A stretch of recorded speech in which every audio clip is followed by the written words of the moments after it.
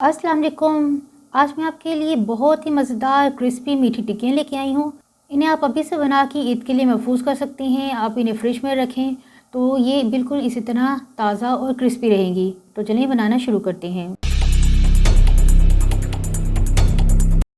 ये बनाने के लिए मैंने 2 कप मैदा लिया है, इसको भी हम छान लेंगे। और इसके साथ ही 1 कप पिसी हुई चीनी मैंने ली है और इन दोनों चीज़ों को हम अच्छी तरह से छान लेंगे।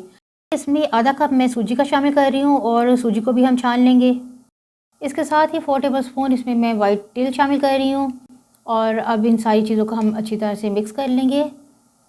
इसमें 1/4 कप जो है वो मैं घी का शामिल कर रही हूँ और घी डालने के बाद हमने इसे अच्छी तरह से मिक्स कर लेना है। हाथों से हम इसे अच्छी तरह से मसल लेंगे इस तरह, और पूरी तरह से हम इसे मसल लेंगे ताकि सारी चीज़ें मिक्स हो जाएं।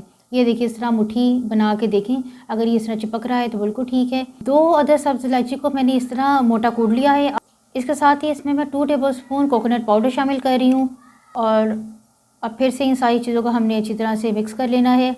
और अब यहाँ पे मैंने 1 कप दूध का लिया है और दूध थोड़ा थोड़ा करके आप इसमें डालें और गूंदने के लिए दूध ही इस्तेमाल करें। थोड़ा थोड़ा करके दूध इसमें डालें और बस इस तरह आप इसको गूंदते जाएं। दूध आप अपनी रिक्वायरमेंट के लिहाज से इसमें डाल सकती हैं, क्योंकि हमने डो को ना तो बहुत ज़्यादा सख्त भी नहीं होगी और बहुत ज़्यादा नरम भी नहीं होगी, बिल्कुल मीडियम सी ये डो हमने इसको तैयार करना है। और ये देखें, अब डो तैयार हो गई है। इसको हम आधे घंटे या 1 घंटे के लिए हम इसको रेस्ट के लिए रख देंगे। और अब आधे घंटे के बाद ये देखिए मैंने डो ले ली है और अब इसको हमने बड़ी सी एक रोटी की तरह इसको हम बेल लेंगे, लेकिन ज़्यादा इसको हमने पतला नहीं करना। ये देखिए, ये थोड़ी सी थिक ही है, तकरीबन हाफ इंच से थोड़ी सी कम है। और अब कोई भी आप कटर ले लें। ये देखें, एक राउंड मैंने कटर लिया है बिस्किट की तरह का। एक मैंने राउंड कटर लिया है, उसके साथ आप इस तरह सारी जो हैं वो एक ही साइज़ की मीठी टिक्कियाँ आप काट लें। ऑयल को मैंने लो टू मीडियम फ्लेम पे गरम कर लिया है और अब इसमें सारी टिक्कियाँ मैं डाल रही हूँ।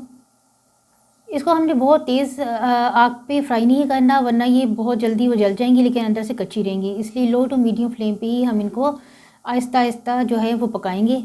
और ये देखिए, अब 1 मिनट के बाद मैं इनको जो है वो इनकी साइड में चेंज कर रही हूँ। इसको पकने में ज़्यादा टाइम नहीं लगेगा, बस इसको हमने इतना ही फ्राई करना है कि ये गोल्डन ब्राउन हो जाएं। और गोल्डन ब्राउन होने के बाद हम इनको उतार लेंगे। बहुत ही ज़बरदस्त और क्रिस्पी ये मीठी टिक्कियाँ तैयार होती हैं और बच्चे बड़े सब इसे बहुत शौक़ से खाते हैं।